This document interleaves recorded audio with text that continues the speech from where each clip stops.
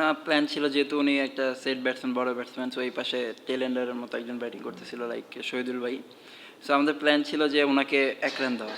So উনি first বলে ছক্কা মারছে, সো সেকেন্ড বলে তো ছক্কা হয়েছে। সো আমাদের তখন আর কি আমি একটু মোরালি ডাউন হয়ে গেছিলাম সত্যি কথা বলতে, বাট শান্ত ভাই অনেক হেল্প করছে, লাইক উনি এসে আমাকে বুস্ট আপ করছে যে যে যতটুকু কনফিডেন্স দেওয়ার দরকার ওনার থেকে আমি পাইছি, সাপোর্টও পাইছি। সো আমাদের প্ল্যানই ছিল যে যদি আমরা মঈন ভাইকে আউট করতে পারি ইনশাল্লাহ আমরা এখান থেকে ম্যাচ জিতবো।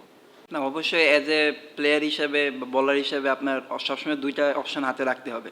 সো আজকে আমাদের দরকার ছিল উইকেট, রান আটকানো, যেহেতু ওদের 6টা না 7টা উইকেট চলে গেছিলো। সো একটা মাত্র ব্যাটসম্যান ছিল মঈন ভাই।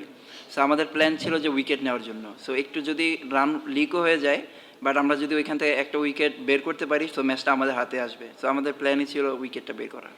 আলহামদুলিল্লাহ ওভারঅল যেভাবে যাচ্ছে বা যেভাবে আমি চাচ্ছি সব কিছুই আলহামদুলিল্লাহ ঠিকমতো হচ্ছে।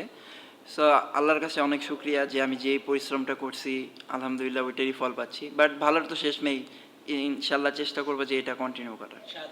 সিলেটে তো অনেকগুলো ম্যাচ হয়েছে, লাইক একটা ভেন্যুতেই সব টিমের ম্যাচ হয়েছে, অনেকগুলো ম্যাচ হয়েছে, উইকেটটা একটু ড্যাম ছিল।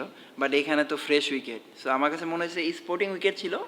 ব্যাটসম্যানরা যদি লাইক বলাররা ভালো জায়গায় বল করতে পারলে ব্যাটসম্যানদের জন্য খেলা ডিফিকাল্ট। না ভাই, আসলে আমরা ওই সেকেন্ড অপশনে যাইতে চাই না। অ্যাজ এ টিম হিসেবে আমরা যদি ফার্স্টে থেকে শেষ করতে পারি এটা আমাদের জন্য ভালো। বাট আমরা চাবো যে আমরা সেকেন্ড অপশনে যাতে না যাই। ইনশাল্লাহ আমরা একটা ম্যাচে একটা সুযোগে কাজে লাগাতে চাই।